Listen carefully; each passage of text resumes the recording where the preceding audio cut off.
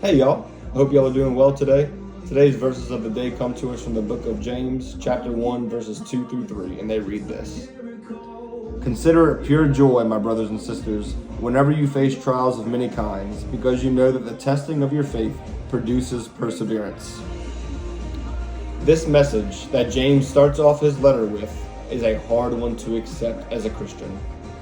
Consider it pure joy whenever you face trials of many kinds. In the life of a Christian, trials and tribulations and sufferings, they're not optional. It is part of our life.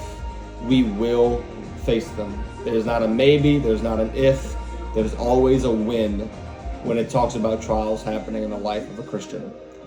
And again, that's a hard truth to accept. We don't want to have to go through trials and tribulations. We don't want to go through hard times. We don't want to go through sufferings. But just as Christ suffered on the cross, we are too to share in those sufferings with him. So how are we able to face these things with joy?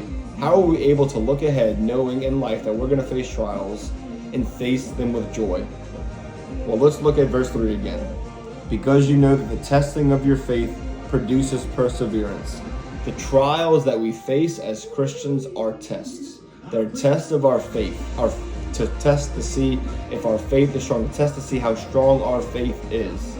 It is always a test of faith. It is never a temptation.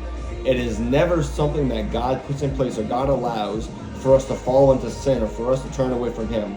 It's always to help us to recognize our need for him even more. Throughout the whole New Testament, we are told about the trials that we're going to face. In John chapter 16, verse 33, Jesus is talking to his disciples about him leaving and departing from them. And he says, I have told you these things so that in me you may have peace. In this world you will face trouble, but take heart, I have overcome the world. In Romans chapter 8, verse 18, Paul is talking to the Romans about sharing in the sufferings of Christ, just as we share in the newness of life with him. And in verse 18, he says, I consider that our present sufferings are not worth comparing to the glory that will be revealed in us.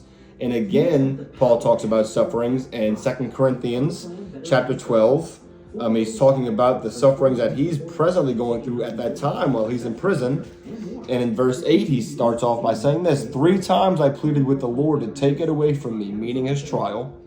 And he says, but he said to me, Jesus, my grace is sufficient for you, for my power is made perfect in weakness. Therefore, I will boast all the more gladly about my weaknesses, so that Christ's power may rest on me. That is why, for Christ's sake, I delight in weaknesses, in insults, in hardships, in persecutions, and difficulties.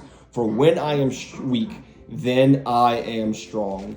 The sufferings, the trials, the persecutions that we face as Christians will reveal to us how strong we are in our faith, how much we trust in and rely on the Lord. So where are we today? If we were to encounter one of the most difficult trials in our lives right now, how would we respond? Would we respond by turning to things of this world, to turning to alcohol, to turning to drugs, turning to lust, to turning to anything that may satisfy our flesh? Or will we turn to God? Will we allow the trials that we face in life serve their purpose in strengthening our faith and recognizing our need for God? Or will we allow them to draw us further away from him? Let's turn to the cross. Let's turn to Christ. Turn to the saving, strengthening, encouraging, transforming power of the gospel in our trials so that we may be healed and that he may bring us through them. Hey, I thank y'all for listening. I love y'all, and I hope y'all have a blessed rest of y'all's day.